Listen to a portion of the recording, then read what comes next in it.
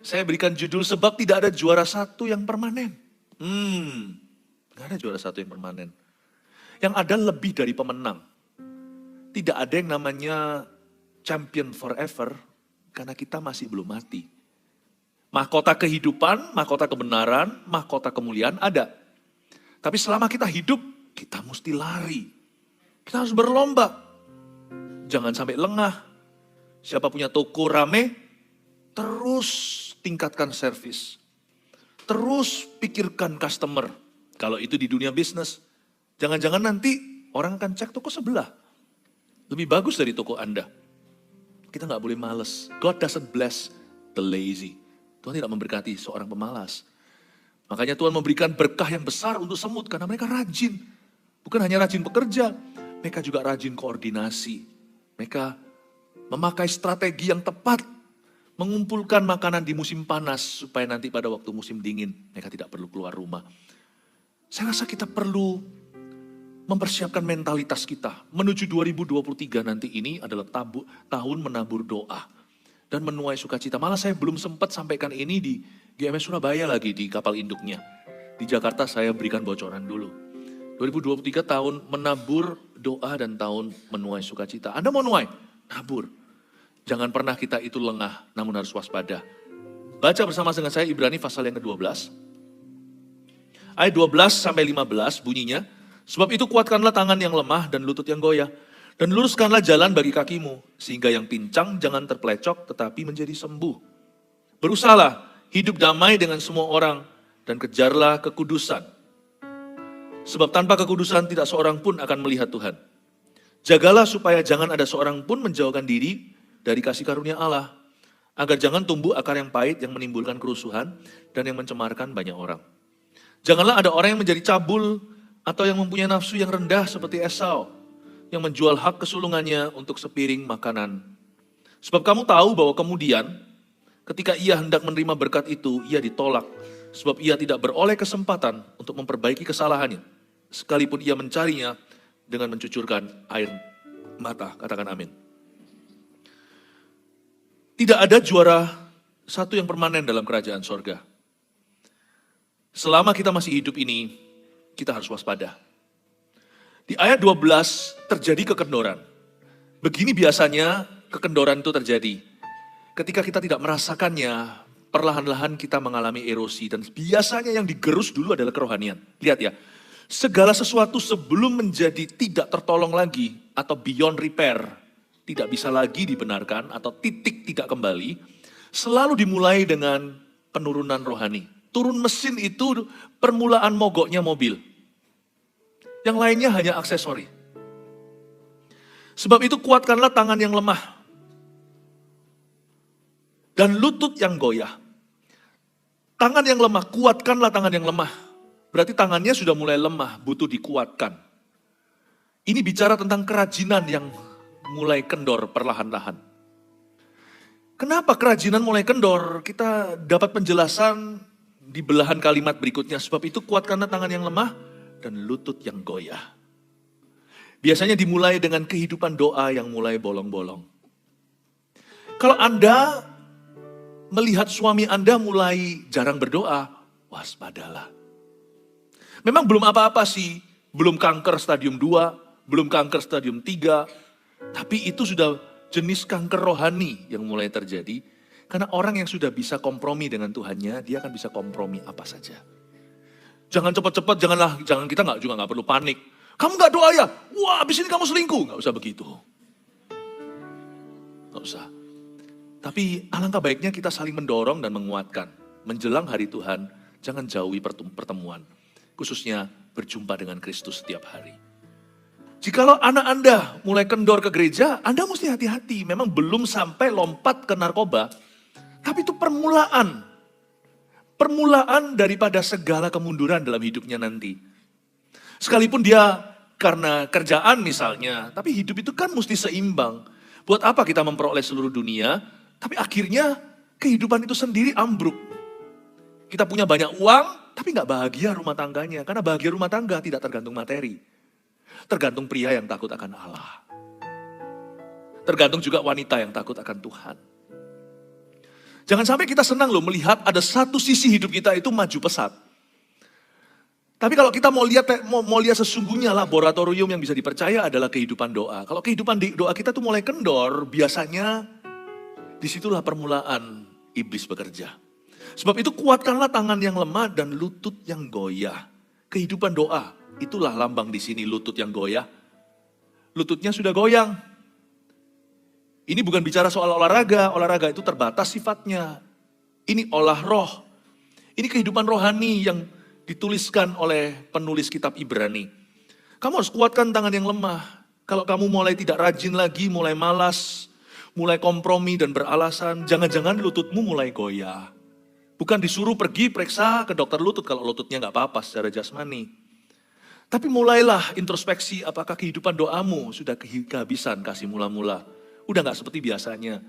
Kehidupan ibadah kan kelihatan juga. Hari Minggu mulai gimana gitu. Sudah nggak ada lagi church culture yang benar, nggak ada lagi kebudayaan ke gereja itu nggak ada.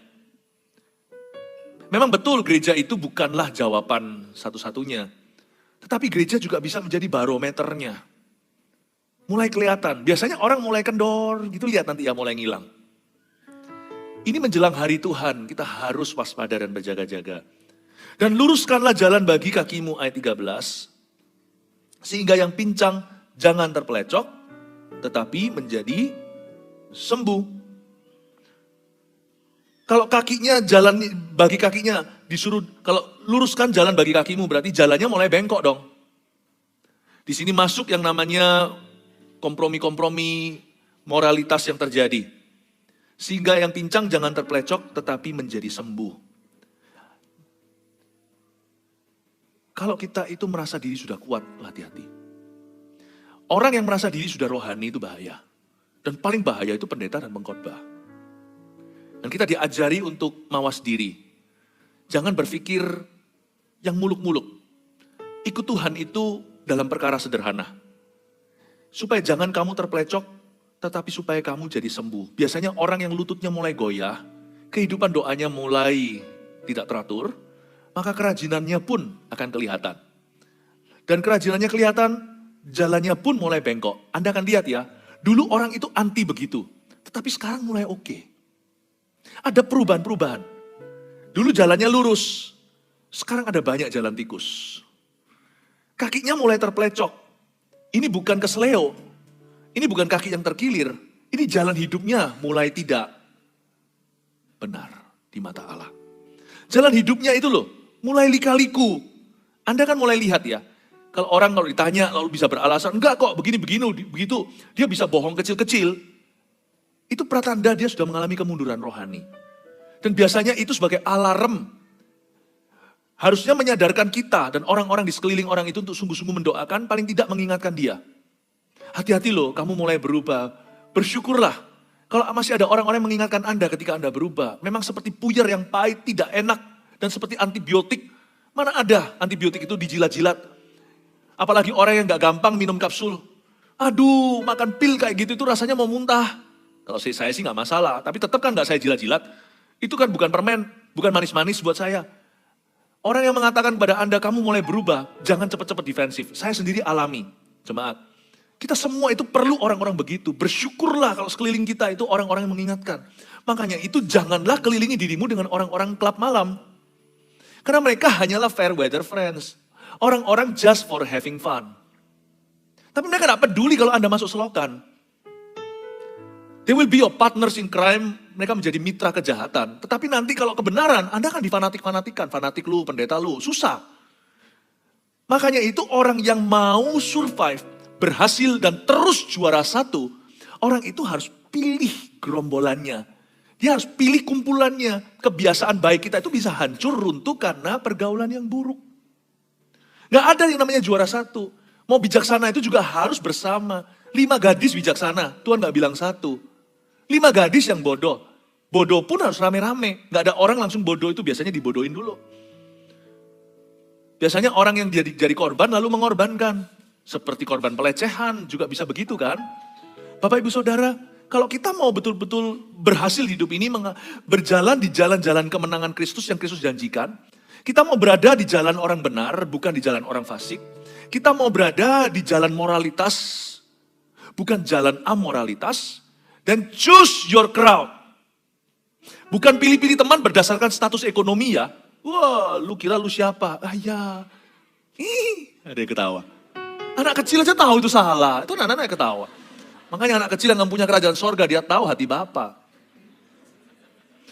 Diketawain sama Tuhan. Orang yang bilang, lu kok mau bergaul sama saya? Gak nge-level lu.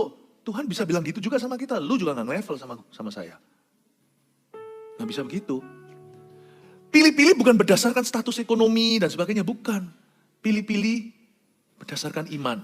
Bergaulah dengan saudara seiman. Saudara seiman pun banyak yang gadungan. Berdasarkan values. Nilai-nilai firman.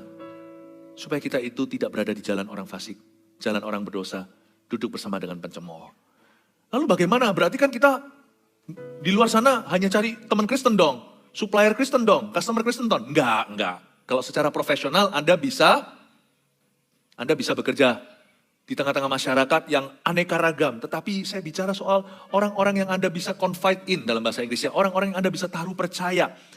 Orang-orang yang terhadap mereka Anda membuat dirimu rawan. Paham maksud saya? Itu tidak boleh sembarangan. 5 gadis bijaksana, 5 gadis bodoh. Nggak bisa sendirian.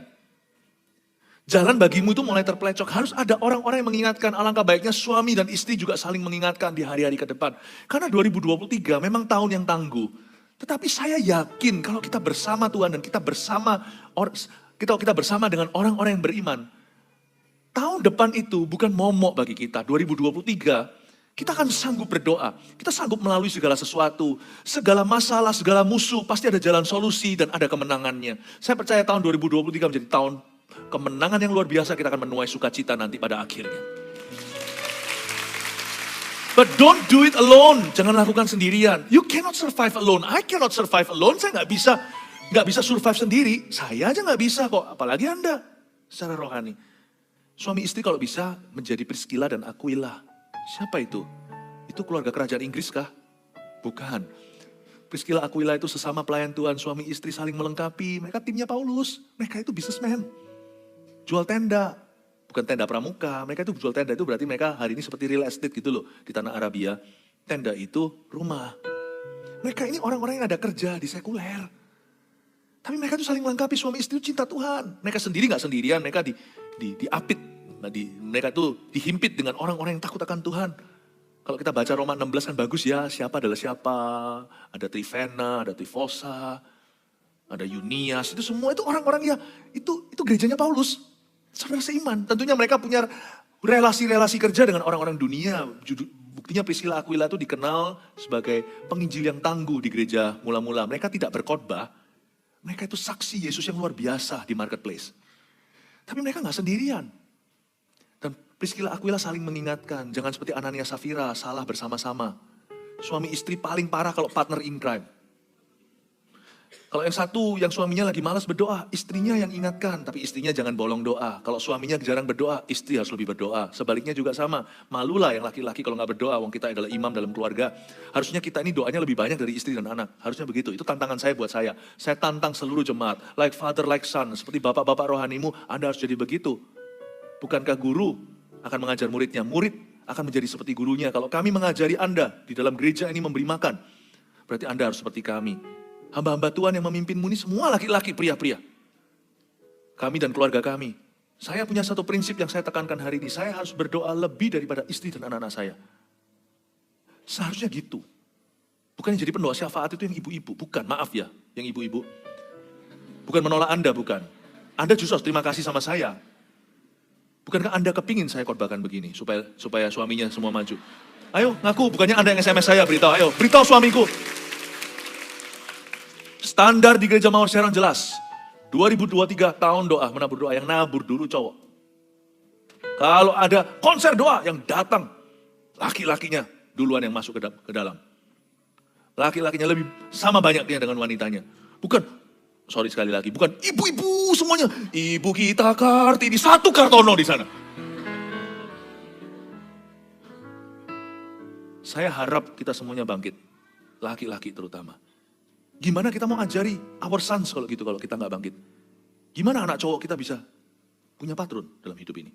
Kalau dia nggak lihat papa, percayalah, anak cowok nggak mempan sama mama. Dia harus lihat papa. Anak cewek, dia harus lihat patron kan, seperti apa. Masa depan anak perempuan itu di teladan papanya. Karena nanti dia pilih laki-laki yang gimana dan sebagainya, itu nanti akan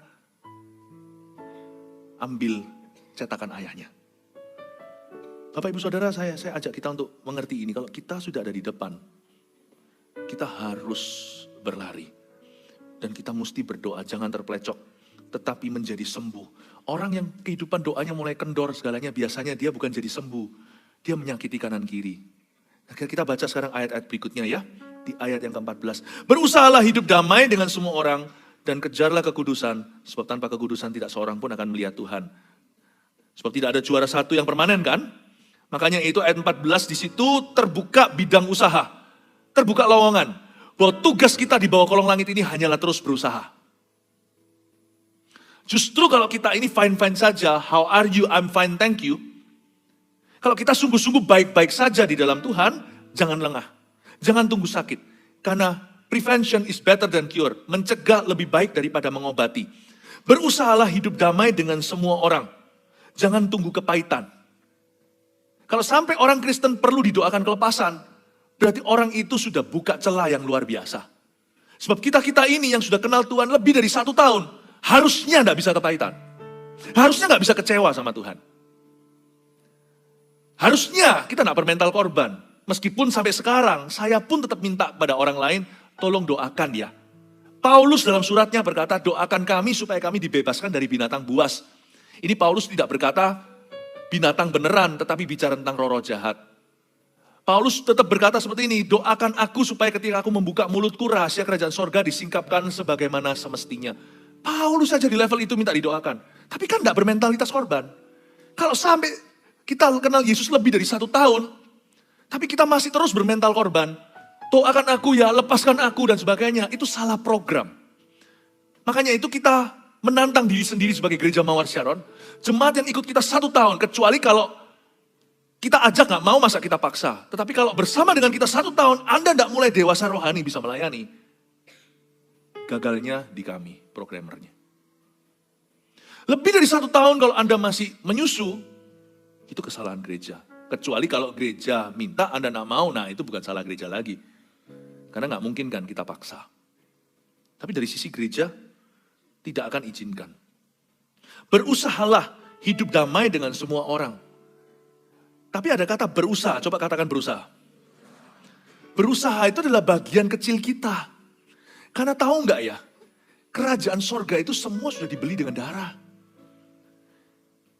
Coba pikirkan, semua dalam hidup kita itu, semua itu cuma-cuma dan kasih karunia. Cuma disisai 1 aja saham kosong, yaitu kita berusaha taat.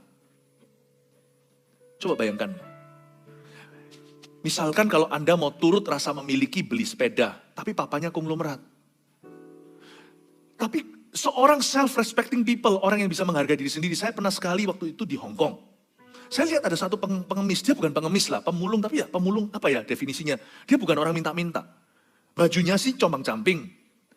Tapi saya nggak menyadari, salah saya kira dia itu seorang beggar. Dia ambili kaleng-kaleng dari sampah. Dia orang yang sudah agak tua, seorang laki-laki, sampah. Tapi dia nggak ngambil sampah obrak-abrik, dia rapikan lagi, itu membuat saya mengaguminya. Saya diam-diam observasi dia, saya lagi makan nih. Makanya membuat saya sebenarnya lebih nggak tega untuk teruskan makanan. Saya dan istri saya perhatikan, dia ambilin itu kaleng-kaleng, masukin, dirapiin gitu. Lalu saya ambil makanan yang ada satu yang saya belum makan, jadi jangan kasih makanan sisa. Bungkusin, saya kasih ke dia. Sebelumnya saya bungkusin, saya kasih dia uang dulu. Saya ngambil berapa gitu duit, saya keluar, saya berkata, "Emkoy, excuse me," gitu. Saya kasih dia gitu. Dia bilang, "Hah? Gak mau loh." Gak mau. Dia bilang, "Enggak. Yang ngomong apa saya gak ngerti. Kong tong wah, mom sik ting." Lalu dia ngomong sesuatu gitu, dia gak marah sama saya, cuma dia nolak dengan sopan, "No, thank you." Wow, saya kagum. Tapi tiba-tiba Roh Kudus gerakkan, kasih dia makanan. Kasih dia makanan ini aja, ini masih baru kok, saya ngomong sama pakai Mandarin, ini masih baru, kita belum makan. Berkenankah? Dia bilang, "Oh terima kasih, makasih." Wow, ternyata dia bukan pengemis. Dia itu kerja, memang dia nggak punya kerjaan tapi dia berusaha. Dia obrak-abrik sampah, ambil kaleng, ambil botol, apa segalanya bisa di-recycle, masih ada value-nya. Dijual sama dia untuk uang kecil memang. Tapi waktu saya kasih dia belas kasihan nih, dia tersinggung. Dia berkata, nggak usah, aku bukan pengemis. Wow. Any self-respecting person. Setiap orang yang bisa menghargai dirinya, jangan lagi bicara soal menghargai kasih karunia Allah yang sudah dititipkan ke Anda. Anda dan saya diberi cuma-cuma, kasih karunia itu loh diberikan kepadamu begitu saja. Orang seperti itu akan ngotot mau berusaha. Dia nggak akan mau terima murahan. Dia nggak mau dibelas kasihani. Dia sudah terima kasih Tuhan kok perlu belas kasihan. Nggak perlu. Berusahalah. Kata berusaha ini powerful sekali. Karena kamu adalah anak-anak Allah. Karena bagianmu ya cuman itu tok. Cuman itu saja. Itu doang. Coba bayangkan kalau saya adalah anak konglomerat. Apa-apa papa saya kasih. Dari sejak lahir saya sudah langsung minum pakai dot emas. Lalu teman-teman saya, mungkin misalkan saya lagi bergaul dengan orang kampung, dia berkata, enak kamu semuanya udah disediakan, gini. Akhirnya saya introspeksi, iya ya. Aku ini, waktu tanya sama ayah saya berkata, apa aku mau sekolah mana, terserah kamu lah, sekolah gak masalah, nanti kan gak usah. Loh, pas sekolah itu saya mau timba ilmu, gak usah lah, papamu punya segalanya, kamu tinggal datang jadi bos, lanjutkan. Saya kalau digitukan, saya gak akan mau. Saya punya sifat sama dengan pemulung itu. No. Aku harus sekolah. Biarpun kalau papa saya adalah orang terkaya di Indonesia, saya harus sekolah. Dan kalau saya nanti suatu hari jadi bos sungguh menggantikan papa saya, memang betul kasih karunia. Mana ada sih pegawai yang pinter akhirnya gantikan papanya. Itu semua kasih karunia, terus terang kita ini difuri sama Tuhan. Nggak mungkin Anda bisa usaha sehebat itu lewat usaha Anda, karena Anda berusaha maksimal. Anda tiba-tiba jadi putra mahkota itu nggak ada, itu ide gila. Nggak bisa tuh. Kalau Anda bisa jadi putra mahkota, itu pasti kasih karunia. Itu KKN natural atau alamiah, itu karena keturunannya. Tapi gara-gara saya keturunannya, saya dikasih semua cuma-cuma. Makan pun sudah disuapin sendok emas tadi.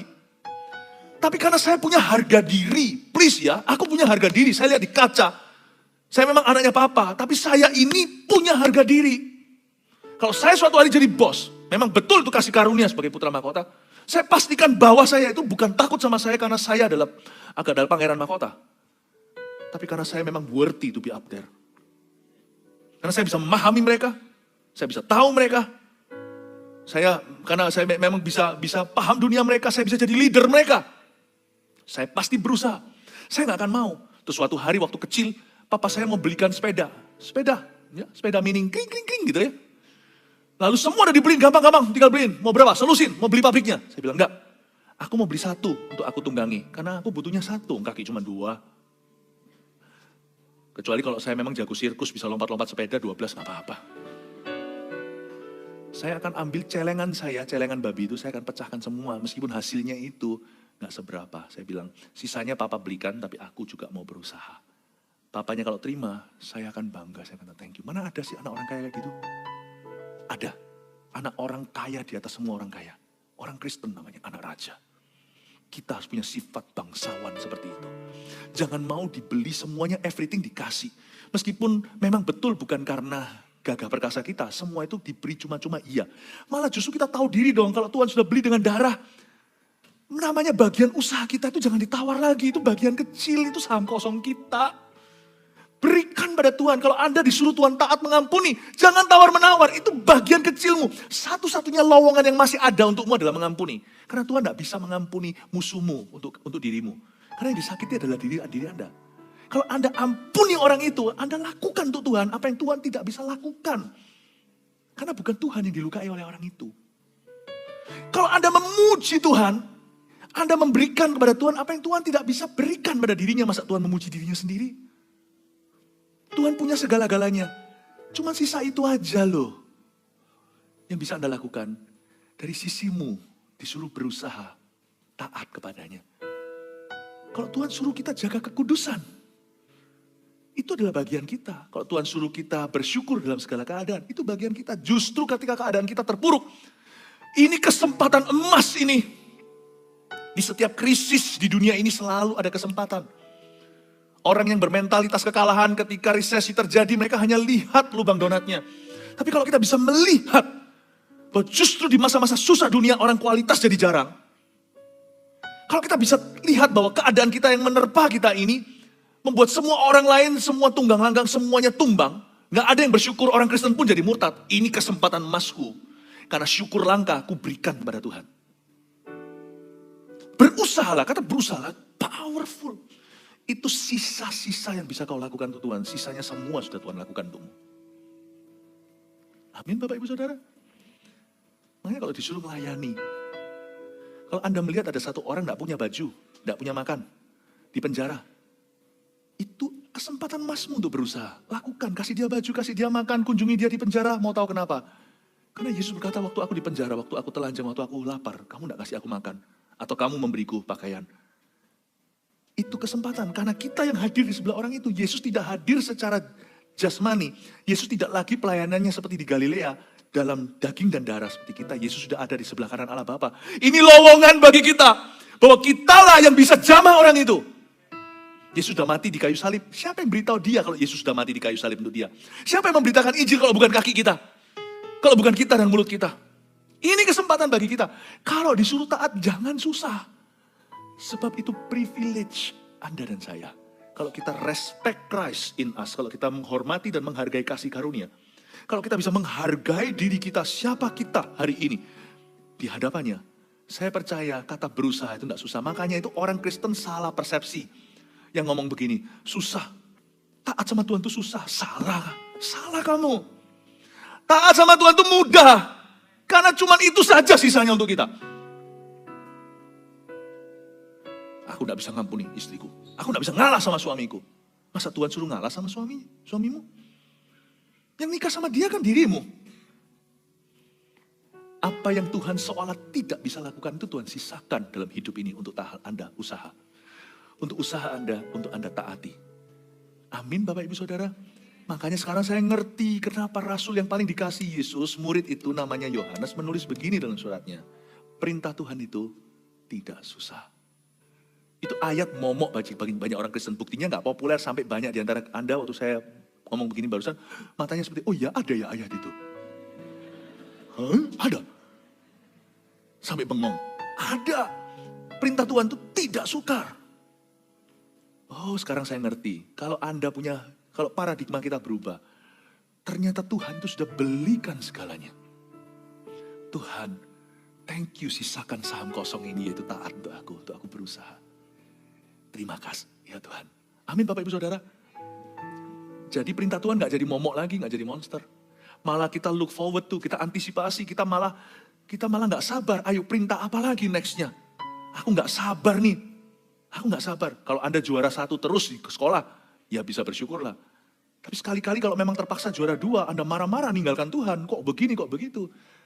Kadang-kadang kita perlu ya, aku gak sabar lain kali kalah. Supaya aku tunjukkan bagaimana aku bisa bersyukur dalam segala keadaan. Gak tentu we will always have our way. Gak tentu kita harus selalu dapat, kita selalu dengan cara kita. Selalu dengan jalan kita. Ya, gak harus begitu. Dan kalau kita tidak dapatkan jalan kita tidak usah nangis seperti itu.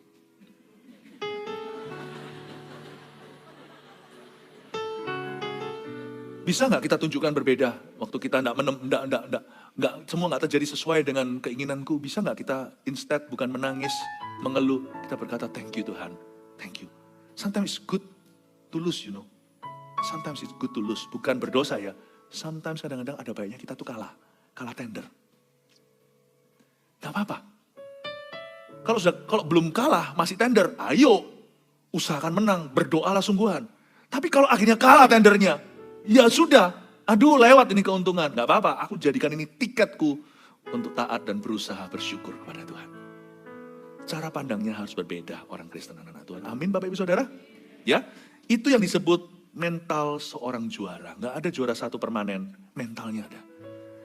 Next ya, berusahalah hidup damai dengan semua orang. Dan kejarlah kekudusan. Sebab tanpa kekudusan tidak seorang pun akan melihat Tuhan.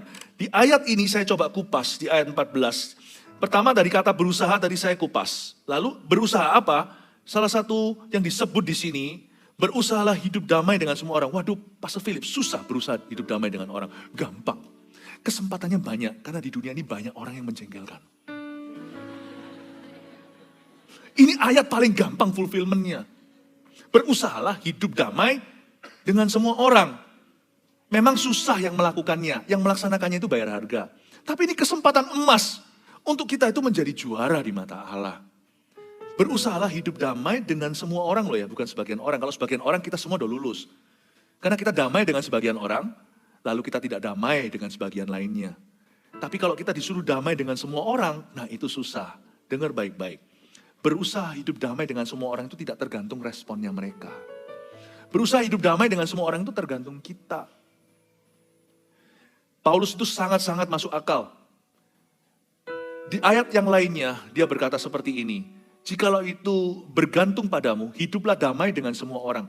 Dia pakai kata jikalau, berarti nggak tentu. Jikalau itu bergantung padamu. Pokoknya dari sisimu jangan salah deh. Kalau orang lain salahi kamu itu lain cerita. Kalau orang lain salahi kamu, kalau kamu sudah benar, kamu jangan jadi salah. Gara-gara disalahi mereka, kamu yang sudah benar jadi salah nih. Kamu harus jaga hati dengan segala waspada. Supaya kehidupan Kristus terus mengalir di dalamnya.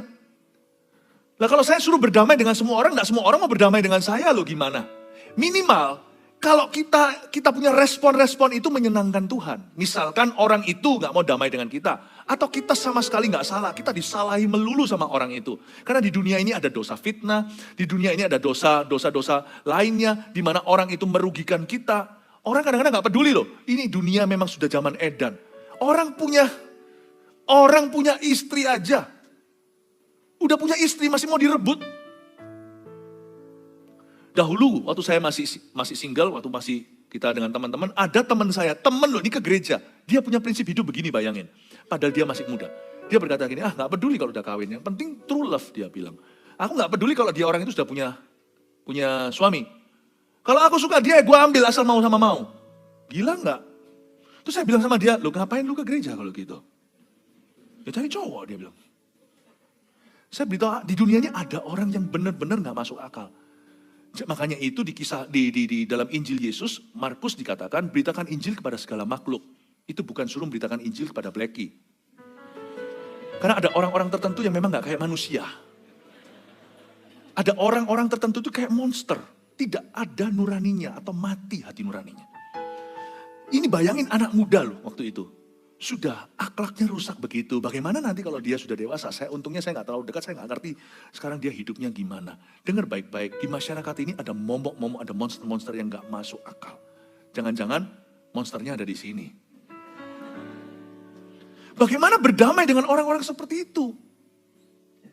Bapak, Ibu, Saudara, respon kita, kepahitan bukanlah yang Tuhan inginkan. Marah membalas kejahatan dengan kejahatan bukanlah kehendak Tuhan. Kalau ada orang yang merongrong keluargamu, jagai hak milikmu. Kalau itu suamimu atau istrimu, jagai sungguh-sungguh. Doakan, sadarkan, minta bantuan. Orang-orang yang bisa dipercaya oleh keluarga itu untuk memberitahu, ingatkan pasangannya yang mulai tidak setia. Misalkan. Tetapi gak perlu Anda jadi kepahitan. Gak perlu Anda jadi orang yang akhirnya kesetanan. Respon kita itu menentukan. Yang pasti yang pertama kita harus ampuni. Pastor Philip susah kalau ada orang yang merugikan saya ampuni. Orang itu makan duit saya larikan gitu aja 3 miliar. Kalau bisa di rewind, diputar kembali, kita introspeksi kenapa kok bisa dia larikan uang segitu. Supaya kita tidak lagi jatuh di lubang yang sama. Kita tolong dikasih marker lubang itu supaya lain kali kita familiar. Tapi kalau sudah kejadian, apa boleh buat? Anda mau marah kesetanan 3 miliar enggak kembali. Saran saya adalah, do yourself a good favor. Lakukan kebaikan kepada dirimu sendiri. Ampuni orang itu supaya Anda jangan kepahitan. Ampuni dia di dalam nama Yesus. Dan berdoa minta mujizat boleh supaya uang Anda dikembalikan. Kalau Tuhan bisa sadarkan, Tuhan mampu tentunya. Tapi tidak usah menunggu orang itu.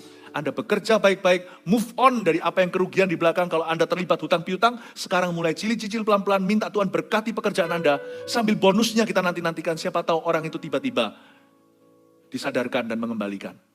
Yang penting di sini adalah Anda memikirkan respon Anda seperti apa supaya Anda tidak terbelakang. Supaya Anda selalu berada di depan rencana Tuhan, selalu jadi juara pertama, selalu ahead. Respon seperti apa yang akan menguntungkan aku in the long run daripada yang merugikan saya. Kalau sekarang saya kepahitan, saya lumpuh. Orang itu salah. Memang dia yang salah sih. Aku bodoh, aku enggak salah, aku bodoh. Tapi aku sekarang jadi pinter. Tapi udah terlambat, nasi udah jadi bubur. Tapi orang itu salah, nggak apa-apa. Orang itu salah, ya apa boleh buat. Saya nggak bisa putar lagi clock kan, nggak bisa putar lagi jam, nggak bisa lagi saya kembali ke belakang, nggak bisa di rewind lagi. Maka saya akan memutuskan, saya akan mengambil keputusan-keputusan yang memajukan iman saya. Sakit memang, tapi saya mau maju dengan menabur dan mencucur air mata. Saya akan ampuni dia, saya akan move on, saya akan konsentrasi kerja. Sekarang justru saya harus 2 kali lipat fokus ke pekerjaan saya. Karena bukan untuk meraup keuntungan, tapi harus menutup hutang. Lihat nanti ya, kalau tidak Tuhan berkati orang seperti ini. Orang seperti ini memang sempat dikalahkan. Ngalah pun rasa seperti dia kalah. Tapi kalau orang itu meresponi Tuhan dengan benar, orang itu champion di mata Tuhan. Masih ada janji yang terdahulu akan menjadi terkemudian, terkemudian akan jadi terdahulu. 5 tahun lagi, nggak usah 5, kadang-kadang mungkin 3 tahun lagi. Anda lihat orang yang larikan uangmu, hidupnya mungkin terpuruk. Anda lihat nanti, semua kehilangan Anda dikembalikan oleh Tuhan. There is no champion, tidak ada juara satu yang permanen. Yang ada adalah paradigma kita yang diperbaharui oleh firman. Bapak Ibu Saudara, 2023 akan banyak lika-likunya. Jemaat terkasih, akan ada susahnya juga. Tapi orang yang meresponi Tuhan, dia akan selalu ada di depan dalam rencana Allah. Stay ahead. Ngomong sama kanan kirinya, ayo tetap di depan. Amin. Berusahalah untuk hidup damai dengan semua orang. Responmu harus benar. Dan kejarlah kekudusan, sebab tanpa kekudusan tidak seorang pun akan melihat Tuhan. Kejarlah kekudusan. Coba katakan kejarlah kekudusan. Tunggu ya. Kekudusan emangnya kemana ya kok mau dikejar ya? Kok kita baca ayat kadang-kadang kita kurang kritis sih. Kejarlah kekudusan. Kenapa harus dikejar? Bukannya kita sudah dibasuh dengan darah Yesus. Jadi kita sudah dinamakan orang-orang kudus. Di dalam Alkitab, dalam bahasa Inggrisnya kita disebut the saints. Orang-orang kudus. Jangan lupa ya, itu status. Orang-orang kudus, itu status. Tapi orang kudus pun bisa jatuh loh di hidup ini. Kejarlah kekudusan itu bukan kejar status. Anda tidak diminta mati di kayu salib untuk menebus dosamu sendiri. Itu sudah Tuhan amankan di Kalvari. Coba Anda lihat kalau ada anak Tuhan yang pernah sungguh-sungguh terima Yesus dibaptis lalu dia murtad. Saya pernah berkali-kali karena saya pendeta, saya melihat beginian. Beberapa di antaranya kembali ke Tuhan di akhir hidupnya. Tuhan terima kembali gak? Terima. Waktu terima kembali dibaptis lagi nggak? Enggak. Waktu terima kembali, gimana? Dia bertobat aja, dia nggak perlu ngulang lagi, terima Yesus lagi dan sebagainya. Emangnya Tuhan itu suka datang pergi? Statusnya tetap, tapi kehidupannya nggak sesuai dengan statusnya. Maka banyak yang terampok, tercuri, terbunuh, terbinasakan dalam rencana Allah atas hidupnya. Gara-gara dia buka celah, setan hajar dia. Jadi orang seperti itu, kalau dia berhasil pada akhir hidupnya bertobat seperti Simpson, dia masih bisa mengalami kebaikan Tuhan, tetapi dia nggak bisa hidup untuk melihatnya lagi. Kehilangan upah istilahnya. Statusnya tetap. Saya jelaskan antara status dengan kejarlah kekudusan. Saya jelaskan antara orang kudus dan kekudusan yang harus dikejarnya. Listen very well. Orang yang seperti itu bertobat, dia tetap diterima sama Roh, diterima sama Tuhan. Tetapi ada sesuatu yang tercuri dari kehidupannya yang nggak bisa kembali. Tuhan ampuni nggak tiba-tiba langsung dia jadi sembuh serta-merta, nggak tentu. Atau tiba-tiba dia jadi muda lagi. Kalau dia bertobatnya umur 78, nggak tiba-tiba dia jadi 38. Ada hal-hal yang hangus. Makanya itu di sini ayat ini menjelaskan kepada kita, ada berkat yang Tuhan memang kasih kepada orang-orang yang bukan punya status kudus. Tapi orang yang jaga kekudusan. There are blessing reserved only for the pure. Pertahankan ini di 2023. Tangkap ya Bapak Ibu Saudara. Memang ada berkatnya orang bertobat. Ada berkatnya orang yang repentant. Ada berkat pemulihan. Menurut saya pencegahan lebih baik. Berkat kekudusan lebih baik daripada berkat pemulihan. Karena itu berkat yang orisinil dari Tuhan. Misalnya kalau mobil Anda original dari Jepang lalu ada spare partnya yang rusak segala Anda ganti yang lain. Contohnya seperti itu. Atau jam tangan mahal Anda lalu ada bagian apanya yang putus itu nanti sudah beda. Tetap gimana pun juga yang langsung dari pabriknya itu yang terbaik. Bapak Ibu Saudara juga dengarkan ini dan kita perhatikan dengan seksama. Saya bernubuat dalam nama Yesus tahun depan akan ada berkat for the pure. Blessed are the pure for they shall see God. Diberkatilah mereka yang murni hatinya karena mereka akan melihat Tuhan. Kata melihat Tuhan itu bukan mati loh, aku gak mau melihat Tuhan. Kata melihat Tuhan di sana itu you shall see. A dimension of God's work, ada satu dimensi pekerjaan Allah yang Tuhan tidak kasih kepada orang yang repentant sekalipun. Orang yang bertobat, orang yang dipulihkan, orang yang dikasih kesempatan kedua, Tuhan tidak kasih. Kalau Anda punya nasi sudah jadi bubur, bersyukur. Bubur juga bisa dimakan. Tapi nasi Anda pertahankan. Jangan sampai kalau Anda diberi Tuhan plan A, Anda jaga. Ada berkat tertentu yang Tuhan simpan hanya untuk orang yang murni hatinya. Nah, dengan catatan ini, maka kita harus mengejar kekudusan. Kenapa mengejar kekudusan, Bapak Ibu Saudara? Karena semua orang setiap kita bisa jatuh. Gak ada orang yang pernah mencapai titik aman kalau soal kekudusan. Misalkan, orang ini sudah Kristen 40 tahun, so what? Dibutuhkan 4 menit untuk jatuh. Berarti kalau kita lagi gak jatuh, lagi fine-fine saja, jangan lengah, jangan merasa diri kebal dosa. Larilah lebih kencang kalau sudah di depan, Bapak Ibu Saudara. Gak peduli kalau apa yang sudah Anda capai, misalnya Anda punya mileage sudah tinggi sekali dalam ministry. Gak tentu pendeta sih. Wah, Anda sudah kemana-mana di marketplace, Anda sampai orang-orang di tempat kerja aja semua udah berkata pendeta loh. Pendeta itu padahal Anda pengusaha. Hati-hati. Justru nama Tuhan kalau dilekatkan pada Anda, lari lebih kencang dari dosa, lari lebih cepat ke Tuhan. Jangan tunggu ada dosa baru lari. Gak ada dosa, larilah ke Tuhan. Kalau saya lari kencang dalam hidup ini karena saya mengejar Kristus, bukan karena saya dikejar hantu. Banyak orang itu sudah hilang visi Kristus di hidupnya, jadi dia pelan-pelan jalan. Karena dia merasa, aku sudah tahu Alkitab. Aku sudah berpengetahuan firman.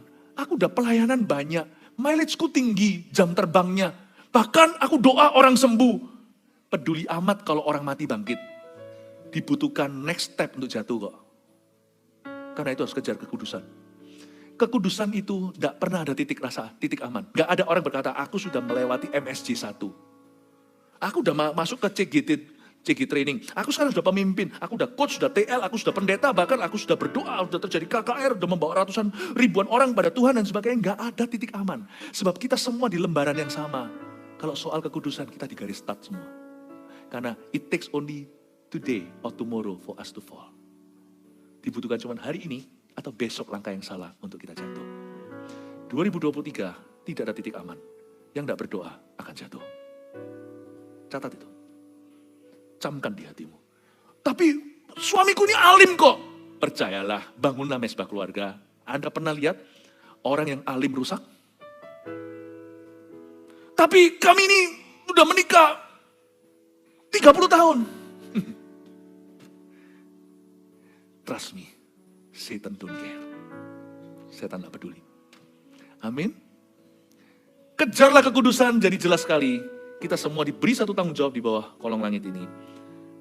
Sebab tidak ada kekudusan, tidak seorang pun akan melihat Tuhan. Bahwa kita semuanya harus waspada dan berjaga-jaga. Ya Allah, damai, sejahtera, kuduskan aku seluruhnya. Agar roh, jiwa, dan tubuhku terpelihara sempurna. Ya, di dalam dunia kerja juga sama. Jangan taruh iman dan rasa amanmu pada harta. Jikalau Anda ada di depan, garis depan, kalau Anda sudah diberkati, jangan Anda lengah. Jangan taruh iman pada itu. Karena justru ketika kita merasa kita juara satu permanen, kita sudah punya segalanya. I'm too rich to fall. You're wrong. Jangan sampai kita kecentok dengan sesuatu nanti tahun depan. Sesuatu yang tidak bisa dibayarkan dengan keuangan. Atau justru nanti kita melihat kebocoran di area itu luar biasa.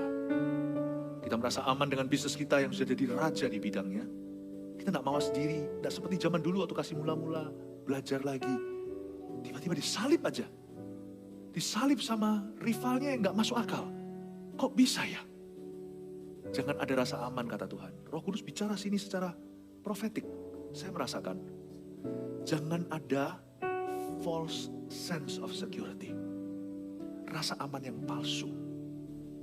Jangan ada yang merasa diri somebody. Aku ini invincible. Aku ini kebal. Bidang apapun juga. Tuhan ajari kita untuk memulai lembaran baru. Pumpung masih Oktober. Nanti waktu kita masuk Januari. Ayo rendah hati. Kita mulai lagi lembaran kosong. Saya juga sama kok. Saya mau mulai sebagai pendeta yang baru lagi. Rasanya kayak, Lord show me and use me. Lihat ya nanti, 2023 itu kita akan menuai sukacita kalau kita masuknya begini. Haleluya. Never too early to prepare you. Haleluya.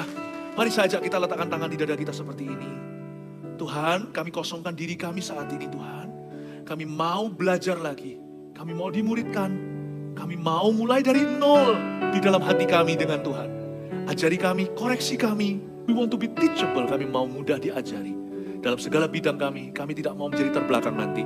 Kami yang sudah jadi terdahulu, biar kami tetap menjadi terdahulu.